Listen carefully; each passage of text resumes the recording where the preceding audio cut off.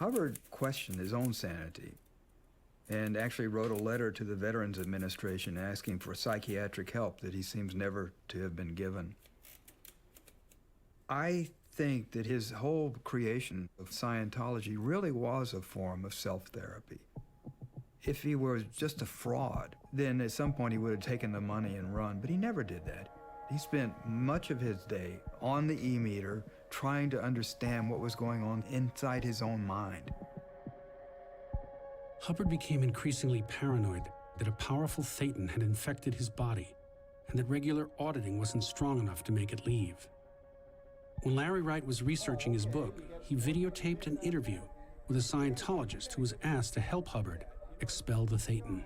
He was having problems getting rid of a BT, body Thetan. So he wanted me to build a machine and basically blow the Thetan away. Just get him out of there, blow him out. And also kill the body. It was a suicide mission. Basically, yeah. But I didn't want to kill him. I just wanted to scare him. So I had read some books about Nikola Tesla and stuff, and I figured maybe building a Tesla coil would probably be the best route to go. I had little electrodes that you hook it up to the e-meter, so when he's on the cans, then he would just flip the button and it would do its thing. So did he try it? As far as I know, he blew up my e-meter. Burn it up. Scientology really is a journey into the mind of L. Ron Hubbard. And the further you get into it, the more like L. Ron Hubbard you become. Thank you. In 1980, LRH moved off the lines so that he could continue his writings and researches without any distractions. He has now moved on to his next level of OT research. This level is beyond anything any one of us ever imagined.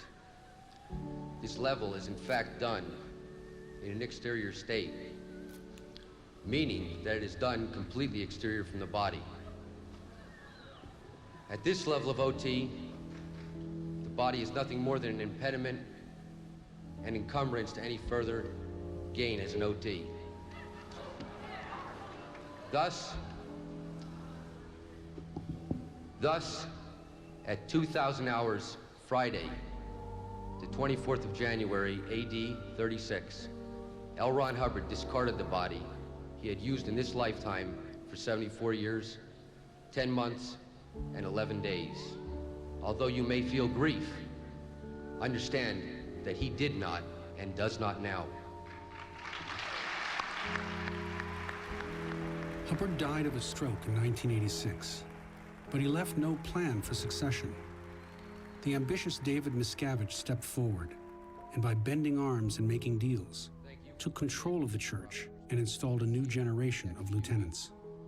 We want to make sure that all of us end cycle on this completely so we can get on with the job that is ahead of us. The first time I met Miscavige was in '83. He was a guy running back and forth between Hubbard and the property in Hemet in a van, back and forth delivering messages. Worked my way through the organization, and Miscavige would come down to Florida, where I was running the place, and we slowly but surely became friends. By 2001, I was working directly for Miscavige. We'd sit and drink a bottle of scotch, and I'd hear everything he had to say about the church and about the people involved from his perspective. And honestly, it was horrifying, it was scary. In Scientology, there was a concept that 98% of the people are good and 2% are evil. Well, he worked very hard to convince me that it was the other way around. 2.5% were okay, and the rest were very evil and bad, and somehow they'd all been dumped on that base so they could be around him. He was extremely paranoid. So, Marty, is Miscavige a true believer? Yes. He has to continue to believe, because if he looks at it rationally and he sees that it is as I say, it will destroy him. You know, he'll realize that, you know, because he's done a lot worse than I've done. You know, he's abused people on a personal level. It's how he got to the top, and it's how he stayed at the top. At the age of 11, David Miscavige joined the church with his parents. As a child, his ambition caught Hubbard's eye. So when Hubbard wanted to become a filmmaker, Miscavige was his assistant cameraman. An auditing prodigy, he claimed Scientology cured his asthma.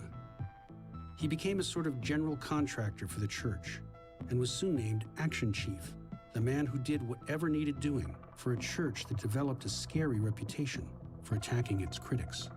Scientology has been in the headlines off and on for 25 years now, almost since the time it was founded as a religion. Scientology's story is one of a church embittered by what it perceives as harassment. We're talking about attacks from multi-billion-dollar media conglomerates, world governments, real powers of the world. They take enemies very seriously. This comes right out of Hubbard's own policies from the 60s. He's saying we never defend, we always attack, and they have followed it ever since. They call it fair game, and anybody who criticizes Scientology is fair game. Whatever you're told, whatever needs to be done, if it's against the law, it doesn't matter. The best example was in the mid-70s, Scientologists were walking into these Department of Justice offices and IRS offices and taking documents out by the yard. The FBI raided the Church of Scientology, the largest raid in FBI history at that time. Oh my God, the building is filled with FBI and they're taking things. It was craziness. Clearly, L. Ron Hubbard was in charge of all of that, but he was only named an unindicted co-conspirator. And Mary Sue Hubbard, Hubbard's wife, she went to prison, 10 others went to prison. This was where I cut my teeth. I was in my early 20s. Miscavige was in his early 20s. We were taking over for this group that had created the largest domestic espionage operation in the history of the United States. They were breaking into offices, framing people. This is the activities of a church? There was a guy who, was a reporter for the LA Times whose dog was poisoned while he was working on a Scientology story. Again and again, while reporting this story, we met many former members who described Scientology as a dangerous and deeply paranoid organization. They hire private detectives to harass people. I have been sued twice. Financial ruin. Years of harassment. Their homes broken into, have them beaten. We chased her around, we followed her to the airport. Gotten hold of personal phone records. Slash their tires, break their car windows. I was locked in a chicken wire cage. Dangerous, horrifying, terrifying fraud. A nightmare. Many of their stories are corroborated in sworn court testimony by up to a dozen other people. Are they all lying? They sat in a room. They figured out what they were going to say. My position as the spokesperson was to evade the question or sleaze around some way or give what was an acceptable answer or something that I believed at the time. Please welcome Mr. Mike Rinder.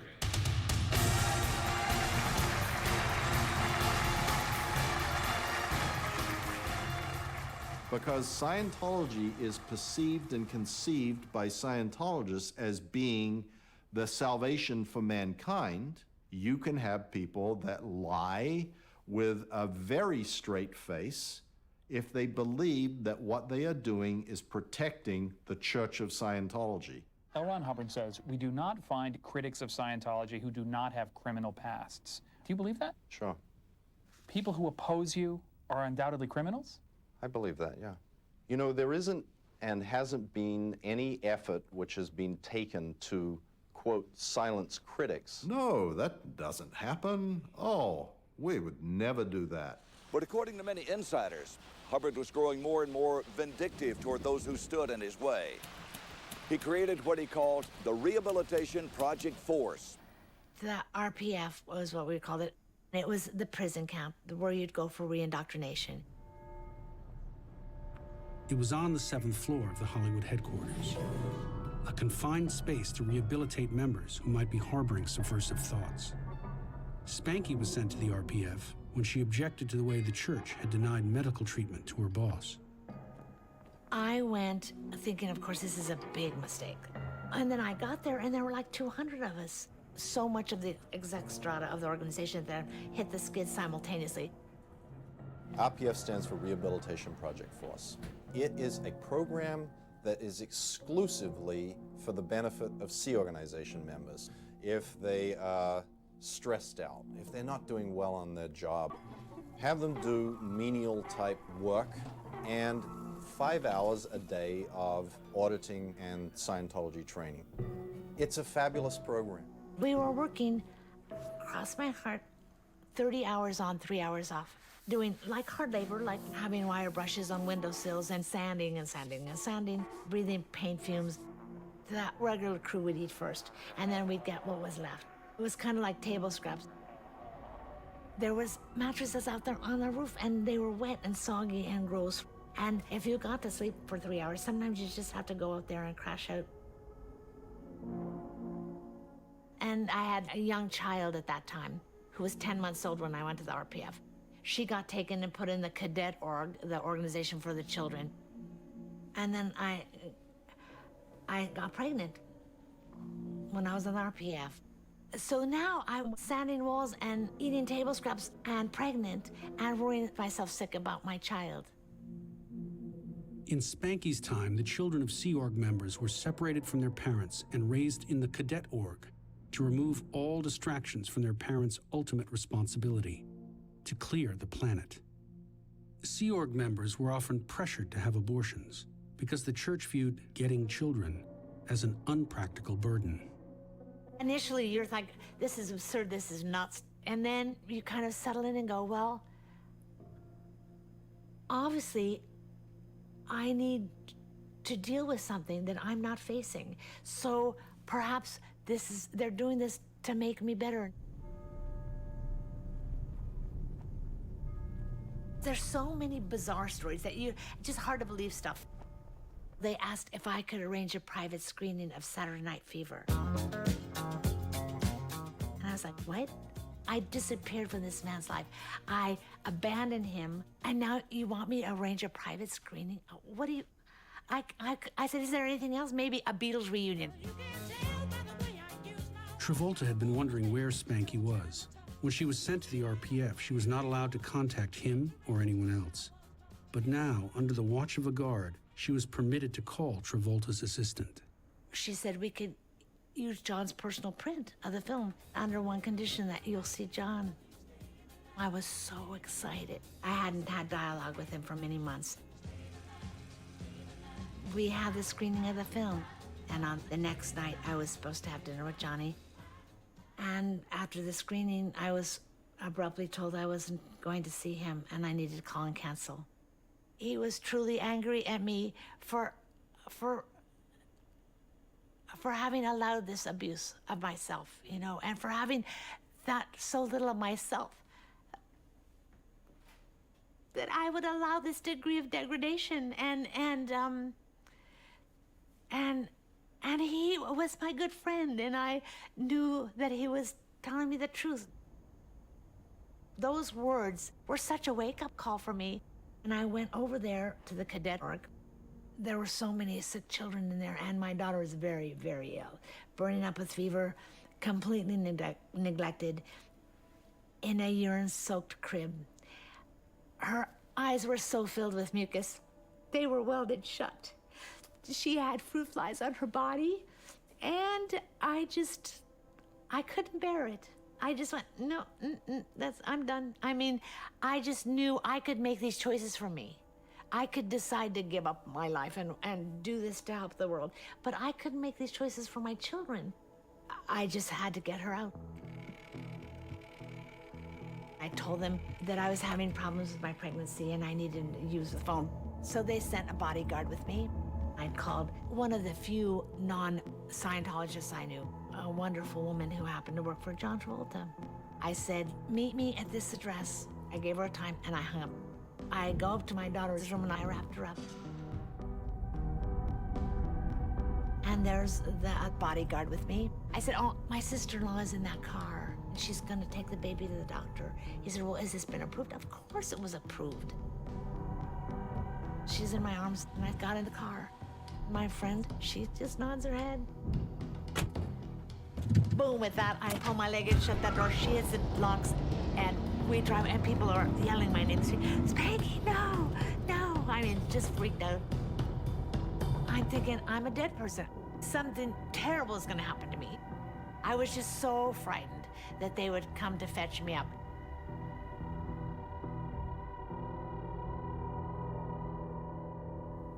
One of the turning points in Travolta's relationship with the church is when he understood what was happening to Spanky. He didn't do anything about it.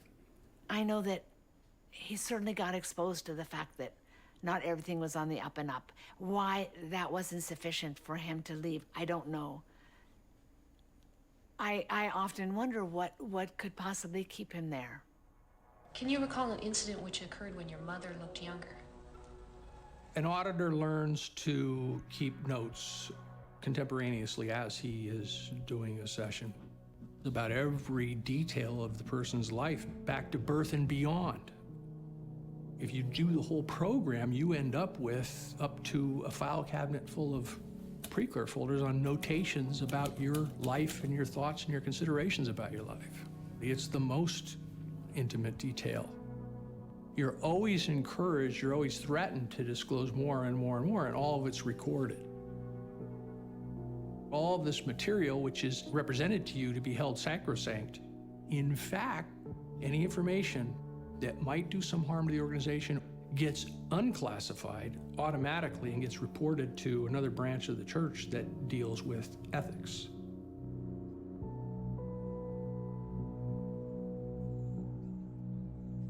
Travolta was down in Clearwater. We'd finished the renovations.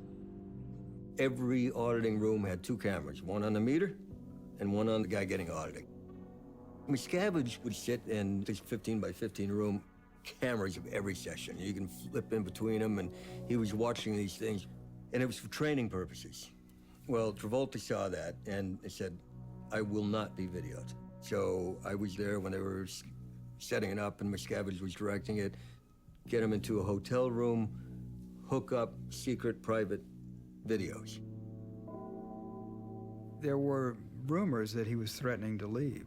And another Scientologist told me that he was delegated to create a black PR package, all the damaging material they could use against Travolta, which came from his auditing sessions. I know this because I used to do it when I was the head of the Office of Special Affairs.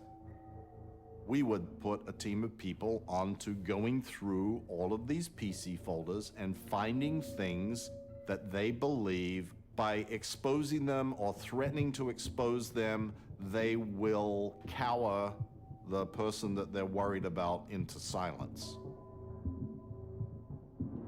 There's a particular writing where Hubbard is training these Office of Special Affairs people on how when you use private information to control somebody to do what you want them to do and to silence them from speaking out against Scientology, it's really not blackmail because you're not asking for money, but you're holding the secret information over the person's head to silence them.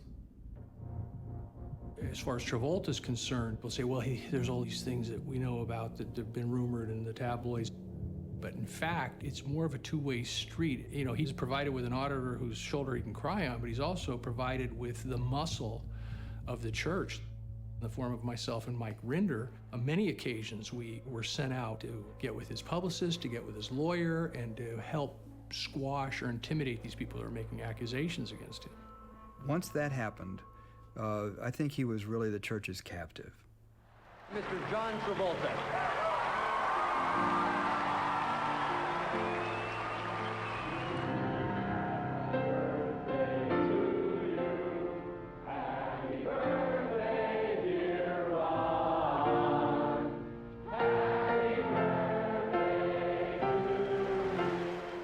When they were facing lawsuits and stuff like that, he'd be brought forward and make his testimony about how great Scientology is. He had the opportunity to affect the behavior of the church, and he chose not to. Now, I've been at Scientology for 23 years. I felt like a pioneer in many ways, and I've seen my efforts come to fruition, you know, in various ways. So I think very few people can say that. I'm part of a frontier in a way, you know, that very few people ever get to be part of.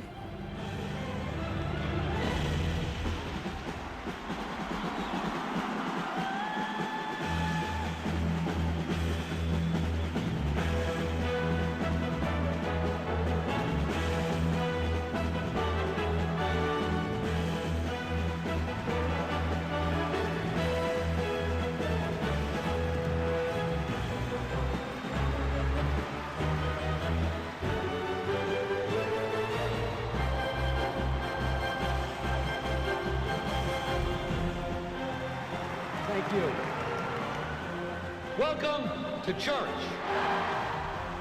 It was the biggest event in Scientology history. And of course, Miscavige wanted to milk it for everything he had. It's this grand produced thing where it's all the single person on a gigantic stage, all this sort of Nazi symbolism.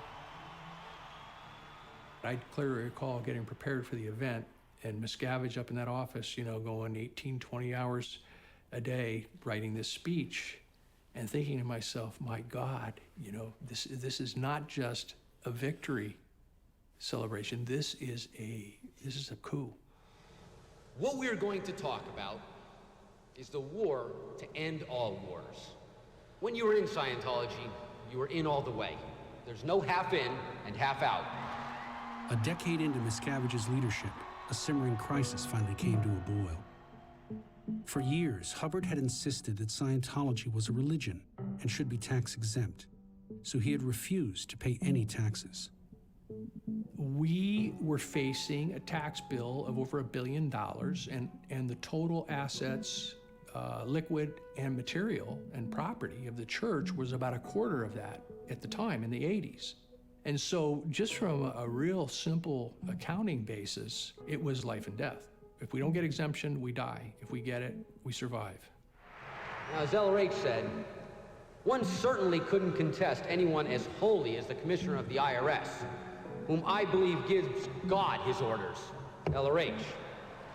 Faced with this crisis, David Miscavige formulated a strategy. Think of the nerve that it takes to decide to take on a war with the IRS. The Church of Scientology has been crucifying the federal agency for its sins on a regular basis, both in and out of courts. Thousands of Scientologists all filed lawsuits, not just against the IRS, but against individual IRS employees. 2,400 total lawsuits, all going at the IRS at one time. It was a litigation nightmare. Being Miscavige's right-hand man, I was in charge of all those efforts. We were not only suing them in every possible jurisdiction there was, we were investigating the IRS for crimes generally, or things that would offend the public. In the late 80s, there were hearings about IRS abuses that had nothing to do with Scientology, had nothing to do with nonprofits, they had nothing to do with churches, they had to do with Joe Taxpayer. And then we were publishing these glossy, expensive magazines. In fact, the exposés of IRS crimes were so hated that possession of Freedom magazine was banned by IRS officials in the IRS building. There is going to be a IRS conference in the Catskills, right? And so we would send a PI, find out which hotel it's going to be at, get down there during happy hour, socialize, and this guy's tallying who's drinking what. And so we go through the Freedom of Information Act to find out that the taxpayers are paying the bar bill. And it's so much money. And of course, you know, in the scheme of things, it's nothing. But from a PR perspective, it's everything. IRS officials told me to my face they weren't interested in hearing anything I had to say because, and I quote, "You are a Scientologist. You are a mindless robot." Those who know me can imagine my response. It was short, but certainly made the point. A negotiation began to take place between the IRS and the Church of Scientology. How do you define a religion? It's not so easy. Why is one body of thinking of religion and another body not? The only organization entitled to make those distinctions is the IRS. It's an agency very poorly equipped to do that. I mean, they're mainly accountants and lawyers. They're not theologians, but it's the only opinion that matters. Once the IRS has decided that you're a religion, then you are protected by the vast protections of the First Amendment. And, as the saying goes, the rest is history. On October the 1st, 1993, at 8:37 p.m. Eastern Standard Time, the IRS issued letters recognizing Scientology and every one of its organizations as fully tax-exempt. The war is over!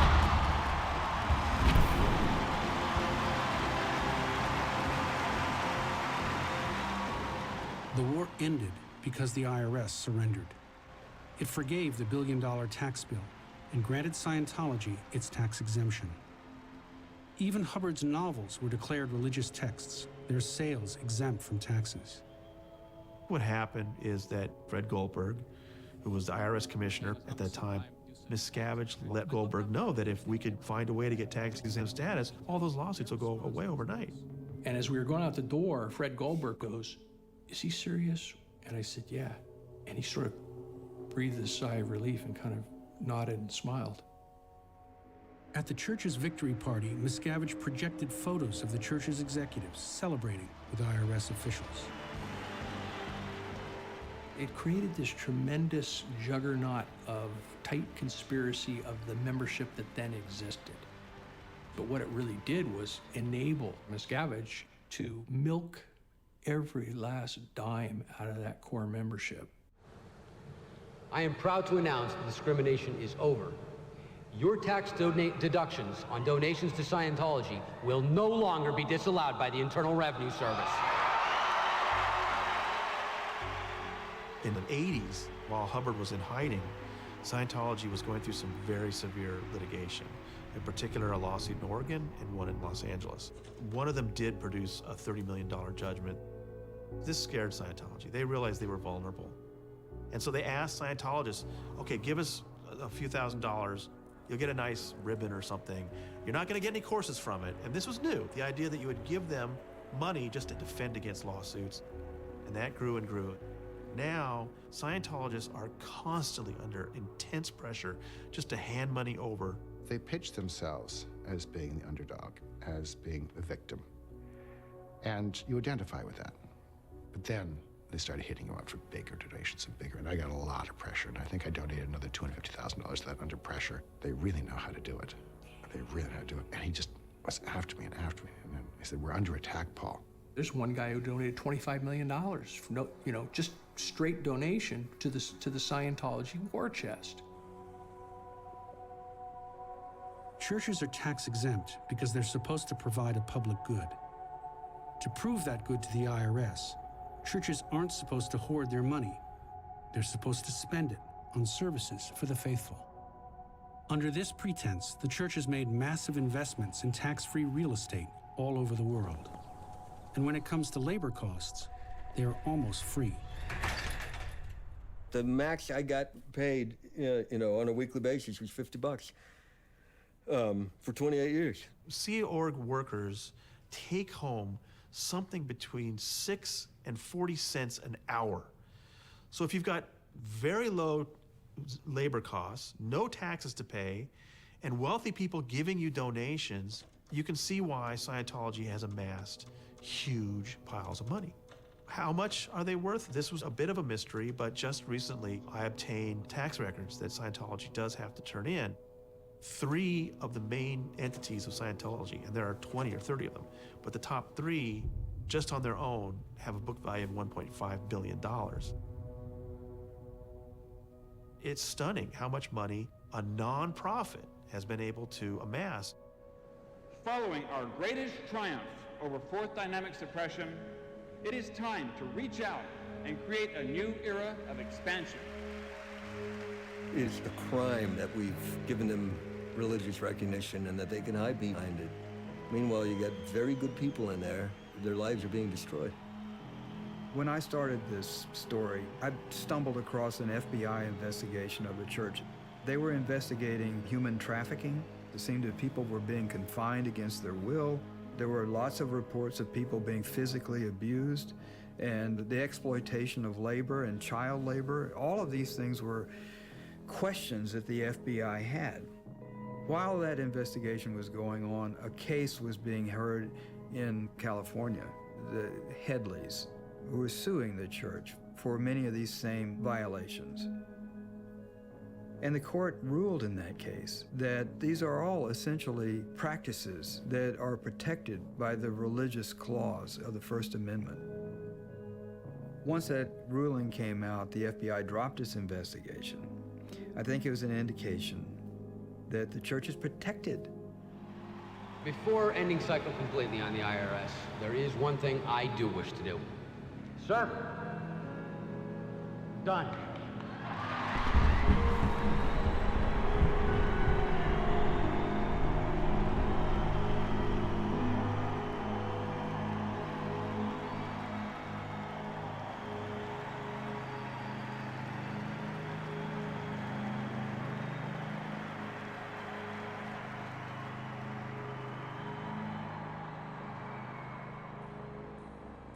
Knowing the truth will set us free and take us from clear to eternity, to a future we thought would never be.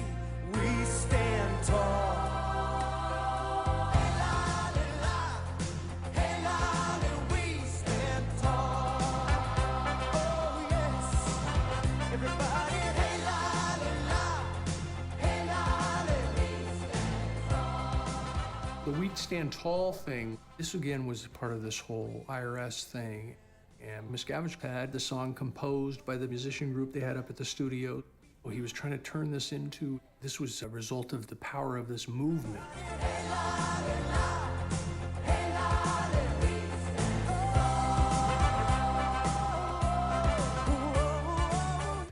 Which was such bullshit because it was all about control. When he got absolute control, he went absolutely bonkers.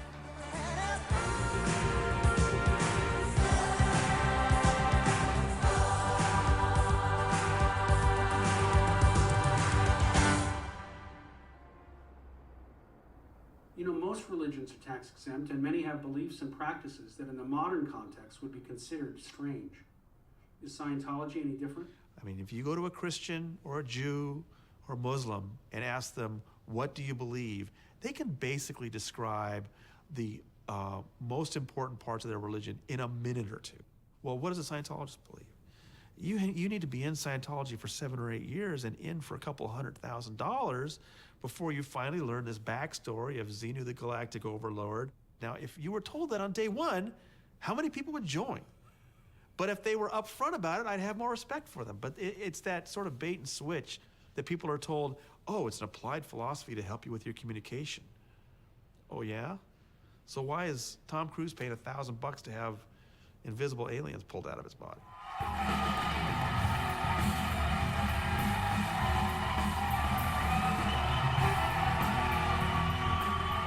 What happens when your zone of influence is the global stage? How much must one do to call themselves a Scientologist? How much so that when their head hits the pillow, they can live with themselves, knowing they did all they could do? That is our final story this evening. It's a story that affects every Scientologist, for all of us are the beneficiaries of what he presents. Tom Cruise was the guy. Miscavige and Cruise have been pretty buddy-buddy way back to Days of Thunder. He was on the set with them, went skydiving with them, was hanging out with them all the time, and that was when Tom first met Nicole. He had really fallen for her. They got married, and this posed a dilemma for the church because her father was a well-known psychologist in Australia. From the church's perspective, he's the enemy. He's a suppressive person. How could you help me? Because Nicole is still in a relationship with her father, that makes her dangerous. She's a potential trouble source, PTS. And because Tom is related to her, this all causes trouble from the church's perspective. You have to break that dynamic. Nicole, her biggest beef was that Tom was becoming increasingly like Dave. She really got him to drift away from the church, and Tom was not really actively involved in Scientology between 92-ish all the way up till 2001.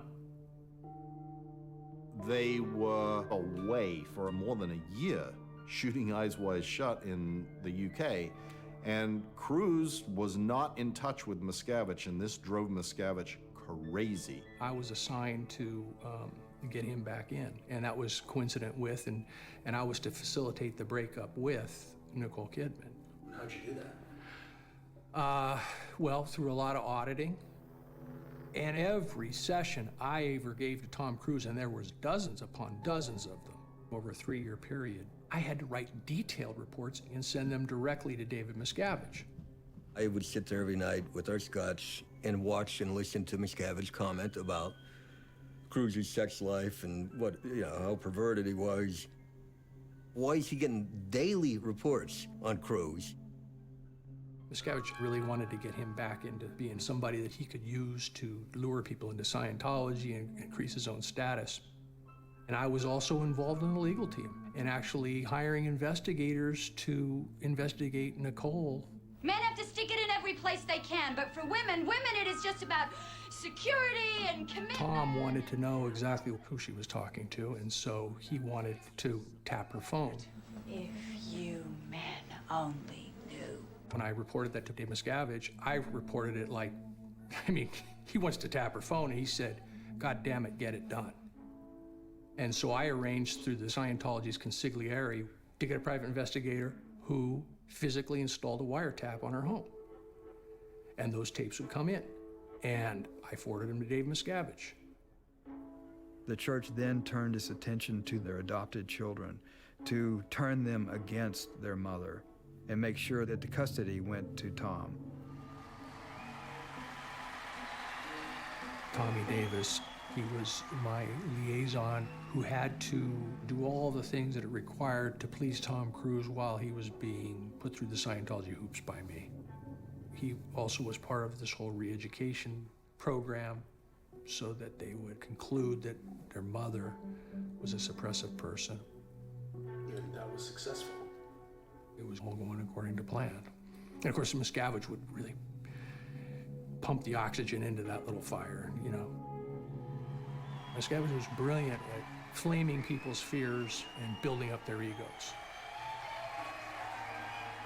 So you were being audited by Marty at the same time he was auditing Cruise? Oh, yeah, it was, Tom Cruise.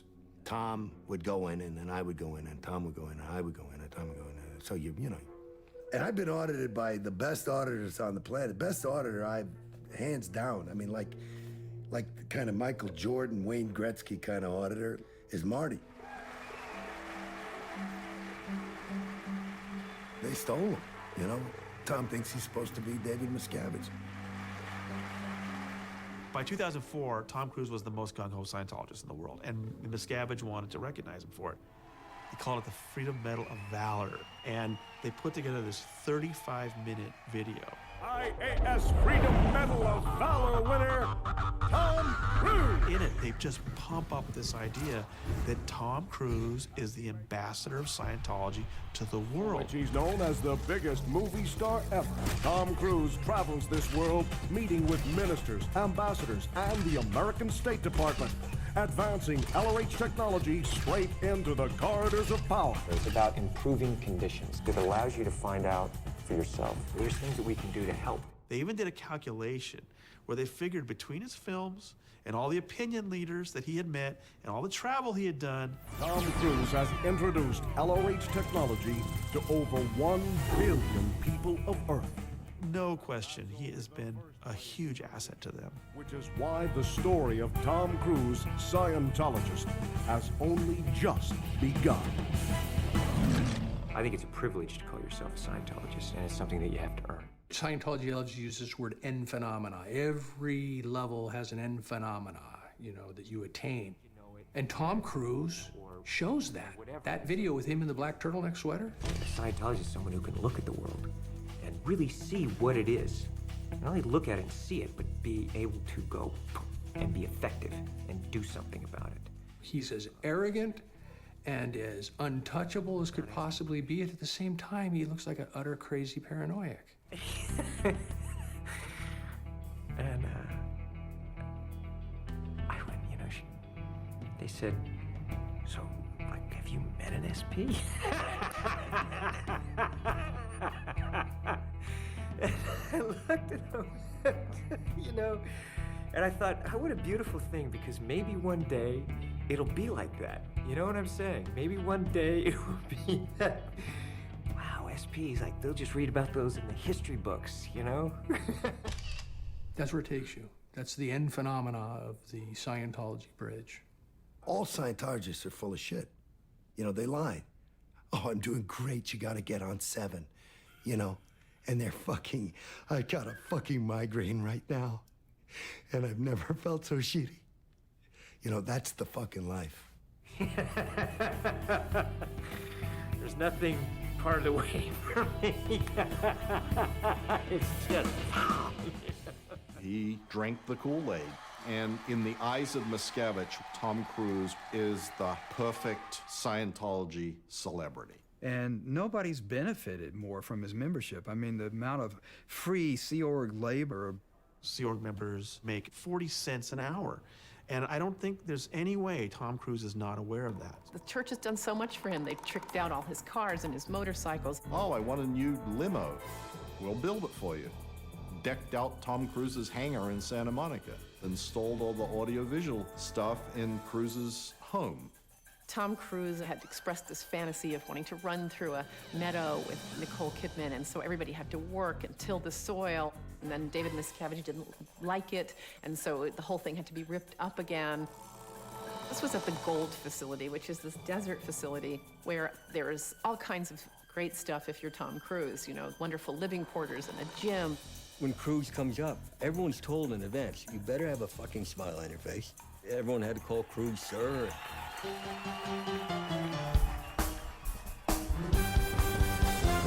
Just take those old records off the shelf. I sit and listen to them by myself. Today music ain't got the same soul. I like that old time of rock and roll.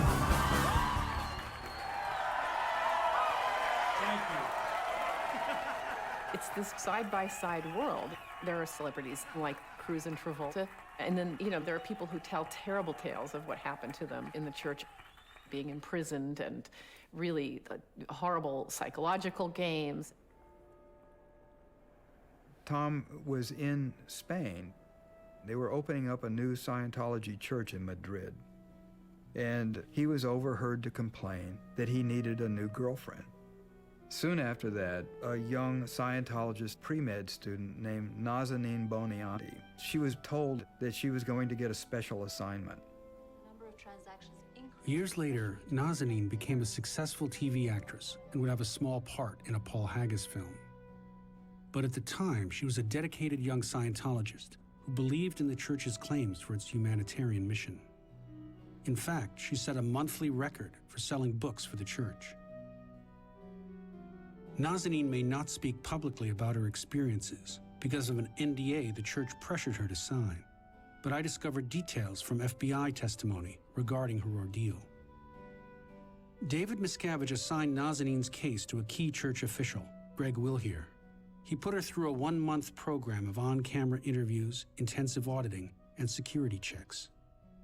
She was moved into the Celebrity Center, separated from her family, and certain problems were addressed during this period of time. One was she had a boyfriend. She is handed a transcript of his auditing session in which he admitted that he had an affair. And so she broke up with him. Then Wilhere took her to an orthodontist to have her braces removed. At Burberry and other stores in Beverly Hills, he bought her $20,000 worth of clothes. At the Celebrity Center, a man who worked for Cruise's hairstylist colored Nazanin's hair to Cruise's liking. Nazanin was told that her makeover was part of the church's humanitarian mission. She had to look her best for conferences with world leaders. Only after she was flown first class to New York did she discover the actual role that the church wanted her to play. She was to be the girlfriend of Scientology's biggest star. Within a month, Nazanin was living with Cruise. While at his house in Telluride, Miscavige came to visit. Overcome by a severe headache, Nazanin had a hard time understanding Miscavige, which infuriated him. The next day, Cruise, inches from her face, pounded his fist on the table and screamed at her for insulting the head of the church. 2 weeks later, church henchman Tommy Davis delivered the news to Nazanin. The relationship with Cruise was over. And they, according to her, came to her apartment with her mom and found every photograph of the two of them together and took them away, and every scrap, every letter, everything. They as if it never existed. And she was really upset because she had been really hurt by the whole thing. And she made the mistake of telling her friend, who immediately went to tell someone in the church. She agreed to do punishments like cleaning out the public bathrooms on her hands and knees with a toothbrush, while other people she knew were sort of stepping over her. Did nothing wrong other than tell her friend that she was heartbroken, and this is the way she was treated? The church claims that Miscavige has no involvement in Cruz's personal life, and that the search for Cruz's girlfriend never existed.